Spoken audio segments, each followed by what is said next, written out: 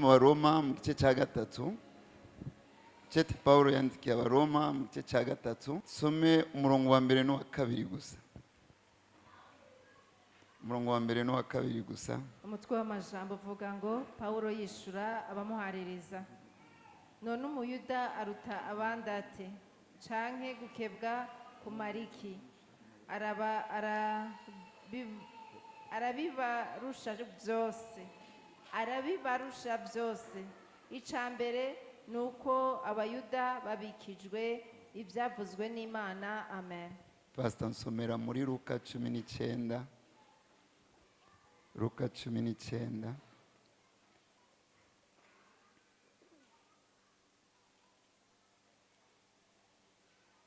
Umurongo w'umunani n'uw'icenda.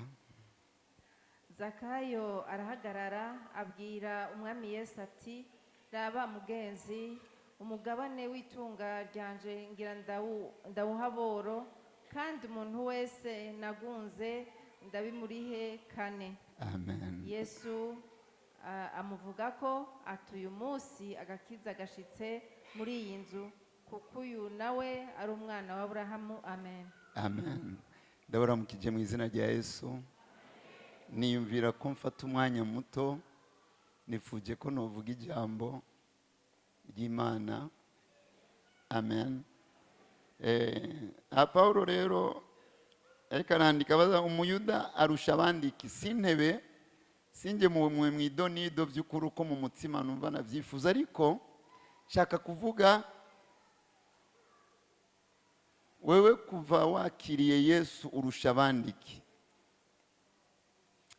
Nijo nshaka nsigure ko mu kanya gato kuva wakiriye Yesu urusha abapaganiki, cyangwa kuva wakiriye Yesu wewe bikumariye iki? Muraniyumvira yaba nari umudandaza nkaba ndandaza imbaho bikanka noca ngenda mu biharage, vyanse nkagerageza mu birato, maka nzoronka ikintu nteramwe imbere. Nibaza ko ariko abadandaza bakora. Hariho rero abadaheba ico bariko barakora, ariko bakiga uburyo bo bikora neza kugira ko nitwa umudandaza, reka abantu babone ko ndi umudandaza. Sivyo bantu b'Imana, ko ndandaza abantu babone ko mfise.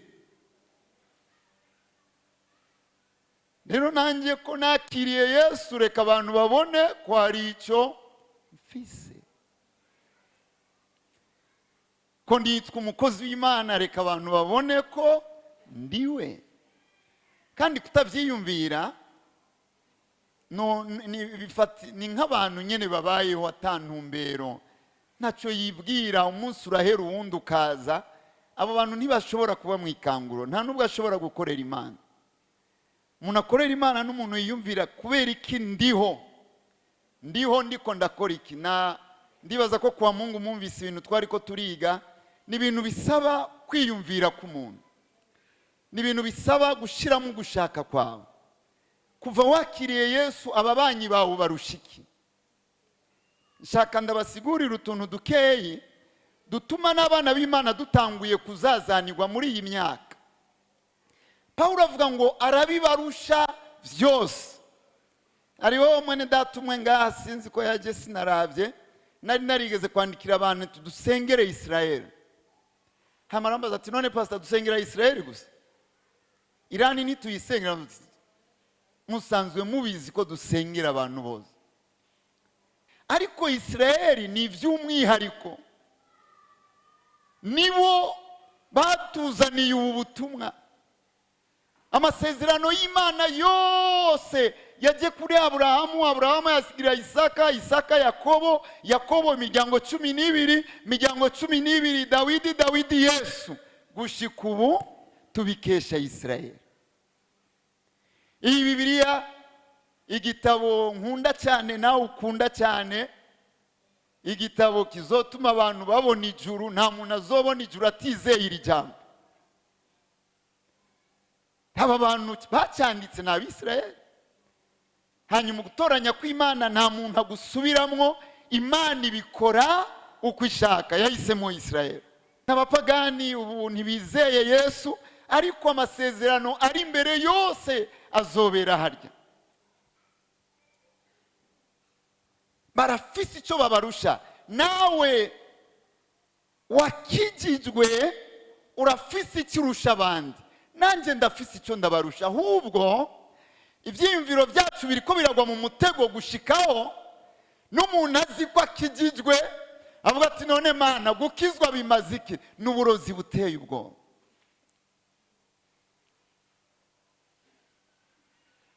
Umuntu akijijwe, we urakijijwe, urumva Imana.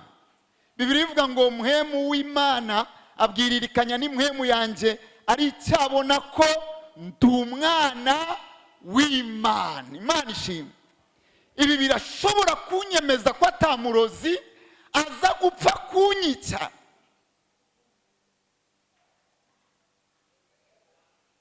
Ibi birashobora kunzigama nkizera ko Imana izonkorera ibyitari irakorera abama ku maradiyo na televiziyo bazwi n'isi yose, ariko jewe ntinzi gusa turazinanye. Ariko ibintu ngira ndababwire bigenda bibisambura bibimenagura gushikaho umuntu atakiyumvira igituma ruta abandi, ahubwo akaguma abona igituma abandi bamuruta. Kosa riteye ubwoba. Si abantu benshi bishimiye gukizwa. Mwiyumvira Yesu yavuze ngo ababaye intama zanjye bumva, ariko urazi ko ijwi ry'Imana rishobora kukumaza umwaka atamuntu akuramutse iwawe, ariko iryo jwi rikazinduka kukuramutsa. Hanyuma mu bintu abantu benshi banegura amadini yacu y'abaporoti n'ukuntu dutamba ngaha, ariko dusohotse abantu bagasanga turabanyamwikomo. Sinzi ko umwikomo ari Kirundi. Turabanyenzigo.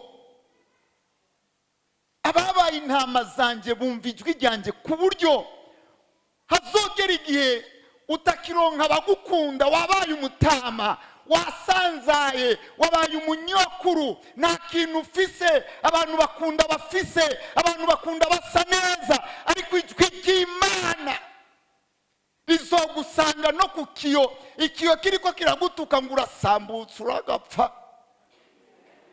Ijwi rikakubwira ati ko ndiho nawe uzobaho. We nurumva ngo ishetani rugutuka, ati ubu hari n'umuntu azoguha amazi, ahubwo ngo ati Yesu yaravuze ngo namba hari nuri inyota, ufise inyota naze kuri jewe ndamuhe kuri gusa. Abana b'Imana baratakaje ijwi ry'Imana. Niyo mpamvu mubona turiruka mu baprofete, turiruka ku bapasiteri, ndane n'ubuzima buruhije, hanyuma naho wiruka urusha abandi iki? Ndabivuze mu buryo nibaza bubabaje, ariko umaze guhura n'abaprofete 40 urusha iki abatarahura nabo. Si bya mbere mvuze ibi bintu. Bisi yose rero umuntu yiyumvire, sawa ndiko ndabikora, ndatanga ibigira 10, sasa ndushiki abandi batabikora. Murazi imibabaro iri mu mitima, izwi n'igitanda turaramwo, iminiho nk'umuntu adafise Imana. Sawa turakijijwe, turusha abandi iki? Wa mkozi w'Imana yaraha kwa Mungu yagumye twibutsa utuntu n'ubu tundi mu mutwe, n'abandi tuguma tutuvugana.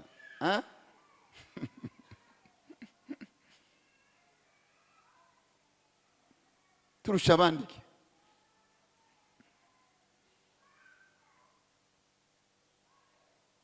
Turusha abandi iki? Paulo yarabwiye Timoteyo, iki ndafise igituma nshatse kukivuga mu cyumba 6:17 ntimuhasome, wihanize abatunzi batunzi ivy'iki gihe, ntibavyishimire ngo ariko bishimira Imana. Imana ihabwa icyubahiro. Murazi igituma nshatse kubivuga, nuko kubera tutazi icyo dufise muri Kristo, mwana w'Imana wese yumva agowe kuko adafise ubutunzi.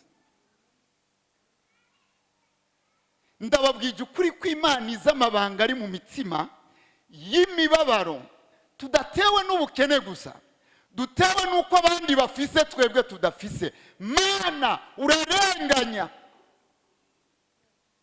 Nibaza ko Imana ari ibizi yonyine. Reka iri jambo ndarisome.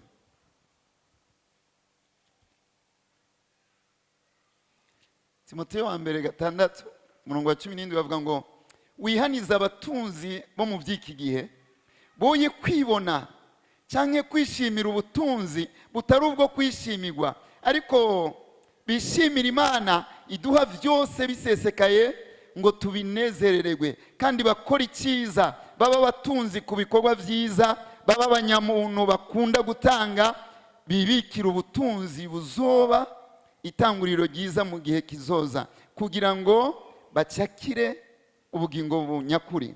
Nashaka kuvuga ku butunzi no ku bwiza bwo mu maso, ariko sinza kubuvuga. Nari nateguye ko nza kuganira abigeme natsa kugaruka kuri iki kintu cy'ubwiza bwo mu maso, ku buryo umwana w'Imana adasa neza mu maso, yuzuye mpwemu, yumva atuntujwe n'ukuntu asa, ntanegerejwe n'icyo Yesu ari muri we. Niyumvira ko muri ko muranyumva. Uku ni kuba Kristo butakara, kubera ibyo tubonesha amaso bitera bigira agaciro, bigira inkomezi mu buzima bw'abuzuye mpwemu.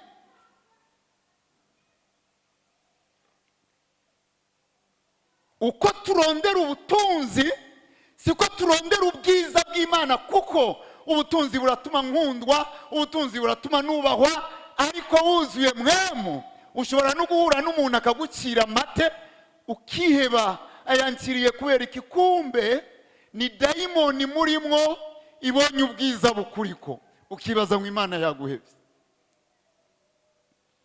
Abana b'Imana by'ukuri ntituzi icyo turusha abandi bantu.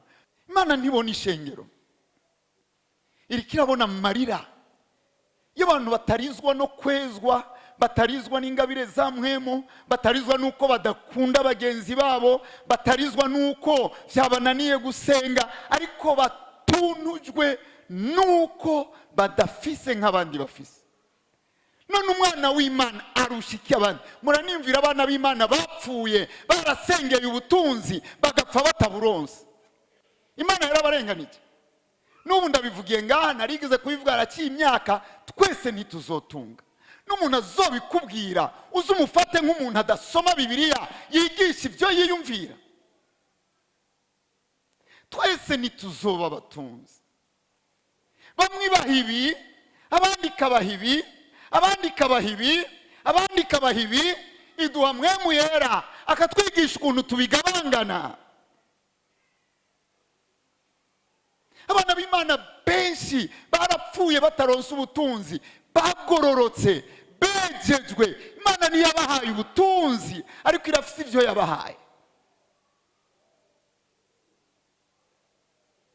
Muzokumva kuri YouTube abazovyumva ukuntu bazonshavurira, kubera isi yose iriko iratwigisha ubutunzi, kuko ubutunzi bugaragaza ibiboneka, ariko ubuzima bw'impwemu buserura ibitaboneka bigaragaza Kristo buriko buragenda buzima. Umwana w'Imana arushiki abandi. Ari muri serumu, ku kindi gitanda hari umupagani ari muri serumu.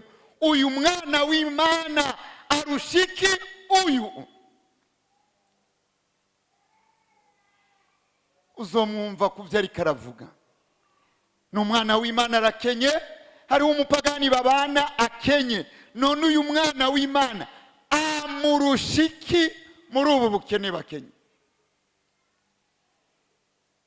N'umwana w'umukobwa arakenye, arabuze impuzu, yigana n'undi mwana w'umukobwa adakijijwe, akenye, adafise impuzu. Uyu mwana w'umukobwa afise Yesu amurushiki. ikintu rero ndifuza ko kiba, nitutamenya icyo dufise n'ibindi tuzoronka byose bizoza kudukura ku Mana. Mpora niyumvira ko hari aho Imana idutevya kuturonsa ibintu byinshi twari kuronka kuko tutaramenya icyo dufise. Sinzi umuntu yari karambwira, ndamwibutse turasengana n'ubu twari duhejeje kuramukanya mu kanya, yari karambwira twicaye yagiye, pastor namansaba Imana ubutunzi buzonkura kuri Yesu ibumbuze. Ati ndanka ubukene ariko ubutunzi buzotuma ntasubira kubana na Yesu bunyime. Yari karabimbwira, ndibaza ko ari mu ndwi iheze, nanjye nkamubwira ati uko niko natwe dusenga, uko niko natwe dusenga, ariko Imana nishaka ko tuguma turi iryo sengesho. Imana ishaka ko imitima yacu yaguka ku buryo tumenya icyo dufise, hanyuma ikaduha ubutunzi tukagumana icyo dufise kikaguma imbere. Imana ishimwe. None urushiki abandi bantu badakijijwe, nariko ndiyumvira ko wategerezwa kuba ufise inyishu idatewe n'ivyo twigisha mu ishengero, itewe n'ivyo uri kurumva mu mutima. Ko abantu benshi barafise inyigisho zo mu ishengero ariko badafise ibintu mu mutima. Watuza kuba ufise inyishu itewe n'ikintu kikurimwo, n'ibintu uri kurabona, Mana nsigaye numva mfise amahoro, ndumva icyo ndusha umuntu adakijijwe. Mana nsigaye numva nshobora guharira umuntu yantutse. Mana ndumva ikintu cyabaye, Mana kera siko nari meze. Hariho abagabo bashobora kuba ati jewe kumara iminota 10 ku muryango ndiko ndadodora, umugore akugurura sindamuha ikofi. Yesu arakoze. Amen. Cyo gituma twasomye kwa Zakayo. Zakayo yaratwirga umwana w'Imana.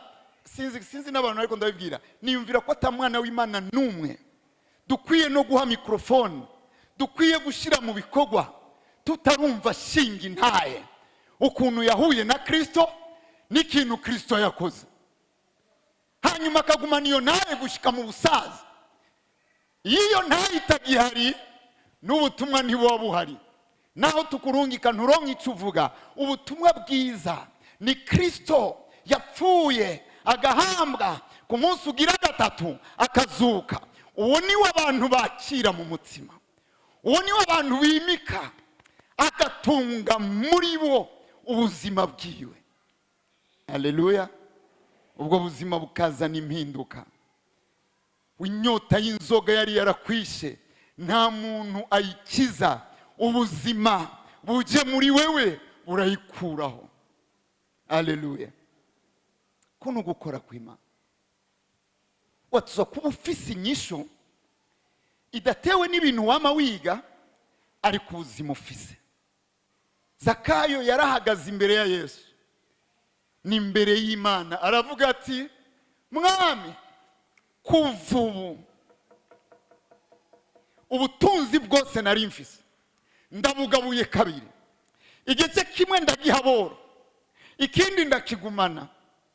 Mwiyumvira umuntu w'umusuma, aravuga ati abantu bose nanyaze, abo nivye, abo nanyonganije, ndafata ndabarihe ngwijije kane. Yesu yaciye avuga gute? Agakiza kinjiye muri iyi nzu. Haleluya.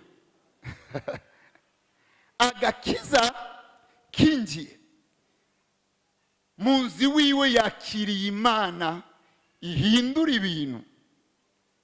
Murazi inyota, muranumva iyo turirimbye indirimbo z'Imana ihindura ibihe, kandi amaze kumva n'abandi bavuga tumwa babivuga. Sindabivuze ku bwabo, ndabivuze ku ukuri numva. Iyo turirimba indirimbo uri Imana ihindura ibihe, by'ukuri abantu benshi babona ko ibihe ari ukuva mu bukene tuja mu butunzi. Imana nayo yashaka ko tubona ibihe byo kuva mu cyaha twuzura mpemu, hanyuma ibindi bikaza. Ndakunda kubabwira umuntu azo kwibaza ko ntashaka gutunga, azoba ndenganije. Kandi cyo tuma nkunda kubabuza kumviriza ibintu umuntu amwe akubwiye. Ariho abantu bava mu ishengero bagafatira ku kantu karehuku, ntibumvise ibyo yakurikije, bakagenda kubibwira abantu, ugahura n'abantu mu nzira ngo he wa mugabo avuga uku, ariko ntibazi icyo umuntu yavuze. Imana irashaka abantu baniha bifuza gusa na Yesu. Mwe mwumvira ko Yesu yarabuze iki? Mu kwisonzesha iminsi 40 yarabuze iki? Mwibaza ko Yesu mu kwicisha bugufi yarabuze ibintu byotuma yigira igikoko? Mwibaza ko yarabibuze? Ntabyo yarabuze, ariko yaraje kutwereka ubuzima dukwiye kunyotera.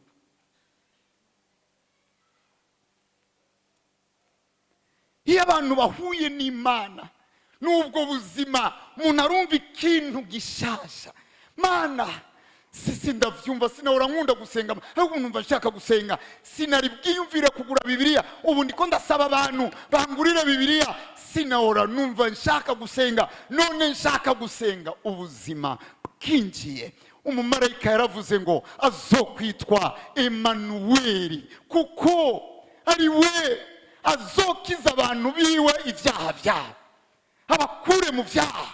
Muri Zaburi 42 hari ahantu bavuga ngo abantu bazokwisabira umugisha wo guhura nawe. Haleluya. Ndifuza ko wifuza umugisha wo guhura na Kristo. Yesu arahindura ubuzima. Yesu arakura abantu mu nzigo. Nzonezerwa ikanguro niryaza, ndaza abarundi ntibazosubira kuba abahutu n'abatutsi, abarundi bazoba abana b'Imana. Haleluya.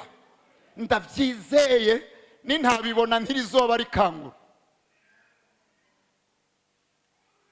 Wifuza umugisha wo guhana na Yesu. Kandi ibi bintu ndabibabwiye by'ukuri, mwe muyera yarabishize mu mutima, ariko kuva kuwa gatanu nivyo nariko ndategura konza kuvuga.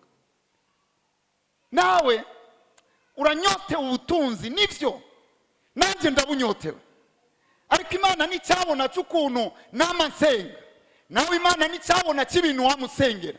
Twese turabunyotewe, ariko hariho iyindi nyota iri mu mutima yo gusa na Kristo.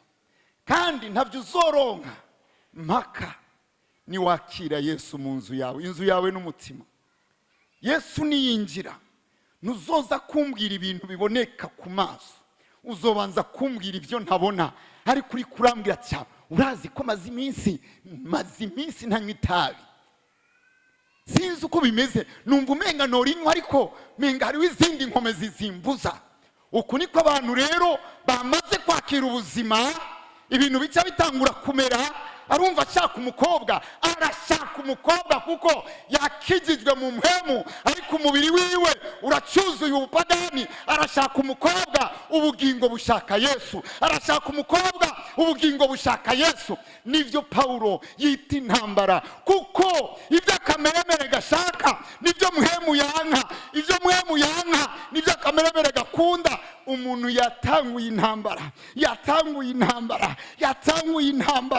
Nicyo gituma uzobona hariho umuntu agenda kubwira pastor, mfashe unsengere pastor, nukuri nguma ndaba abakobwa pastor, mfashe unsengere. Mura ndamubwira ati Imana ishimwe kutanguye kubibona kubaraba.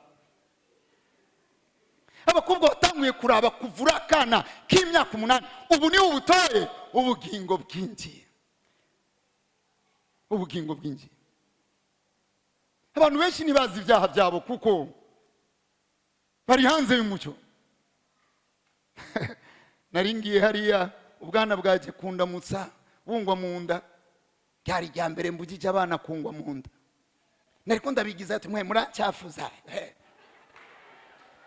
Nanje niyumviriye ibi bintu ndiko ndakora nibiki. Ishati zera zirafise ibibazo. Nabaramutse ngira guje muracyafuza mwe. Yumba niyambariye gwa rushati gwarundi. Abantu benshi bari mu myanda, kuko bari mu myanda. Abantu bera sinshobora kujya muri ivyo biyago, sinshobora kuza muri ivyo bikino, sinza. Hari ubuzima butanguye kwanka, hariho n'ubundi bugusaba, hariho ubundi bwanka.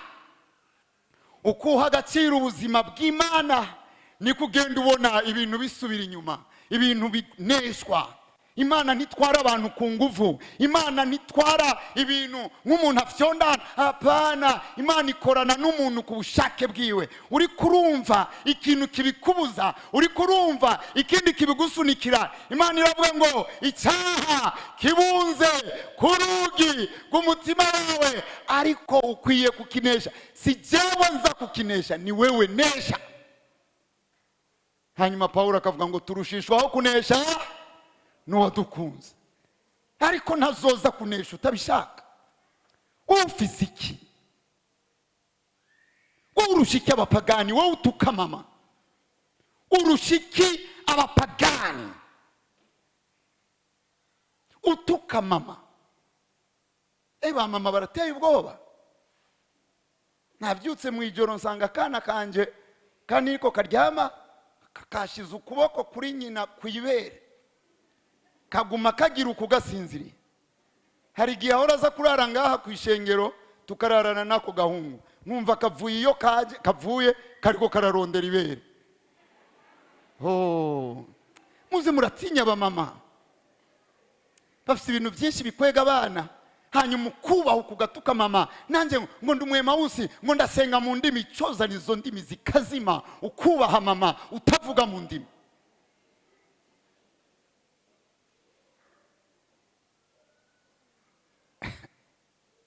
Hari aho niyumvira ko amadini yacu y'abakizwa n'abakatolika, hari aho niyumvira ko tudandaza ubukristo budafise Kristo.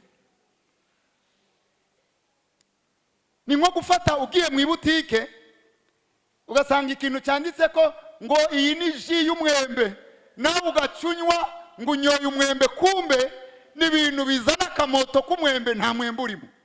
Ngo ni ji y'umucungwa, huzuyemo ibintu bimotesha umucungwa ariko nta mucungwa urimo. Nuko tudandaza ubukristo butagira Kristo.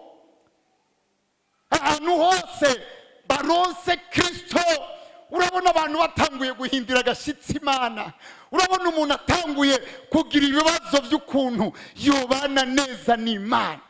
Ndakunda abantu bagikizwa ntibasiba gusenga. Ndanezererwa abantu bagikizwa ubona inzara n'inyota ari Bibiliya. Mu ndwi zibiri hari utwana tw'udukobwa twaje hariya mu biro, kamwe kambwira ati pastor ndashaka Bibiliya, pastor ndashaka Bibiliya. Mu mezi ngahe heze hari wakandi kana gakunda kwicara hariya kariko karambwira pastor jewe nsoma Bibiliya ya sogokuru, none yarayinyatse. Sekuru wiwe ni mzee Stefano hajya. Stefano naramubajije, mutamu Bibiliya yawe iri hehe? Ngo kuzukuru kanje karayintwara pastor. Apana ko kayigutwara, karonderi yako. Mutama rero yarakagumukanye, ako kana nako kaza kungumukana pastor. Mutama sigaya yinyaka. Takabwira ati ndaguha Bibiliya wa mwana. Haleluya. Kandi uwo mwana na saa 10 arakunda kuza gusenga, akicara hariya inyuma. Iyo turiko turasenga saa 10 umuntu wese asenga uko ashaka, kakicara hariya. Nama mvuga ati aha, harimwo urubuto. Harimwo urubuto. Kaba kujya 14 ni ku kilometero kumbure kirenga, kavuye ngaha saa 7:30 saa 10 karagarutse gusenga. Nta nyama n'amaraso, nta muntu n'umwe nsengera. Mubaza bahora baza, nta muntu n'umwe mfise ijambo na rimwe naturako. Ndamubwira rondera Imana yawe uzoyibona.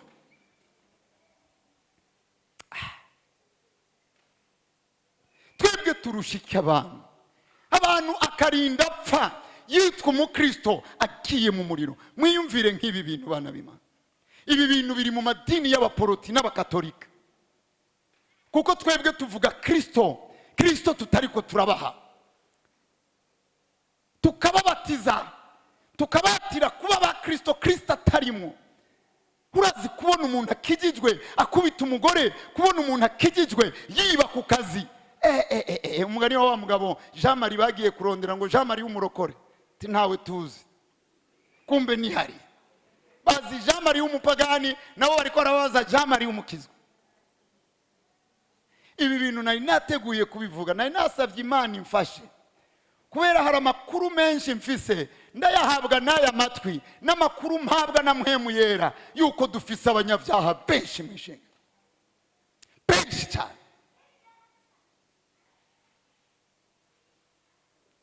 Nari nateguye kubigisha ikindi kintu, ariko umutima waranesheje nzaha hantu.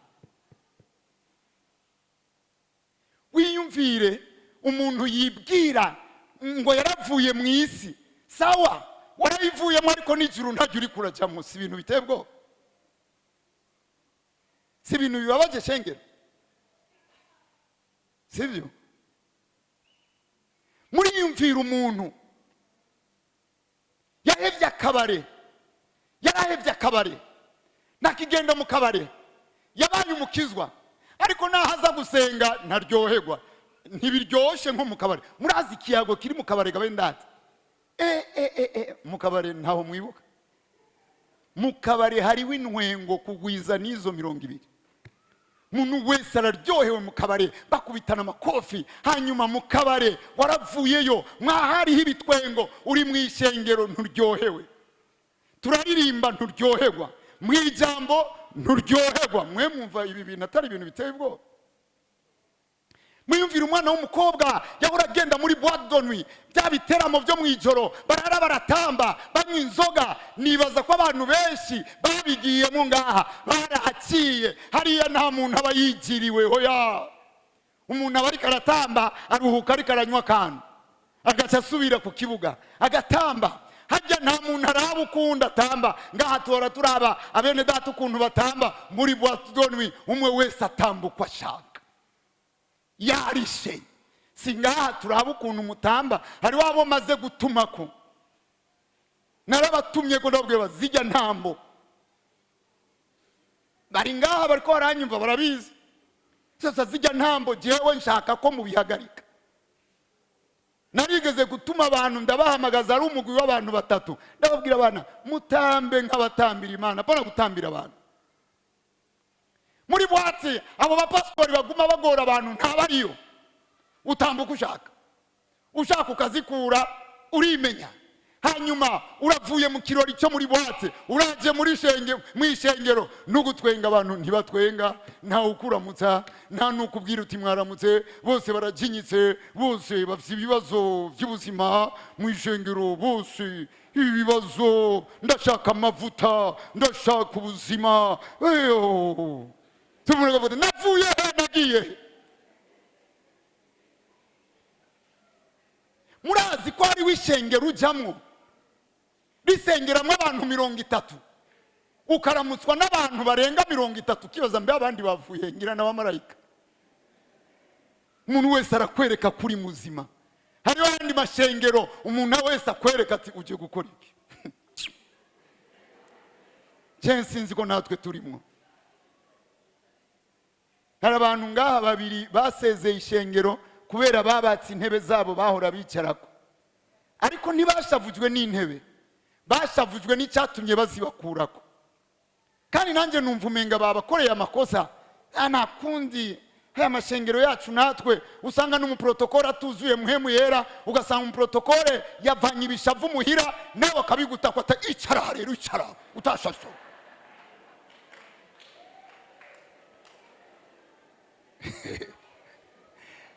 Narigeze kugenda mu ishengero n'ahantu muri ville, nahora ngenda kuhavuga ubutumwa. Hanyuma ndagendayo ntagiye kuvuga ubutumwa, hagati mu ndwi. Hanyuma umuprotokole umwe aranzi, aca mpereza uwundi muprotokole. Uwo muprotokole aca mfata urutoki, ingo bless mu ndabire, ni muremure, arantwara. Eba ndagerageza ukuntu ngenda bukebuke. Twarinze dusohoka nshavuye. Untwara uko ushaka cyangwa ingenda uko nshaka.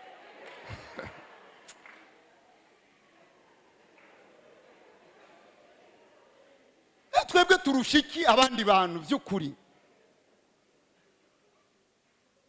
Muriyumvira umuntu ariko aribwira ko ariko arakorera Imana, yatanguye kwiyita umukozi w'Imana, ariko arakorera Imana. Ndiko ndakorera Imana, ariko ntayakorera. Ntavuga ubutumwa, ntasenga, ntashinga intahe, akorera Imana mu mashikanwa n'ibigira 10. Sinzi uwaturoze.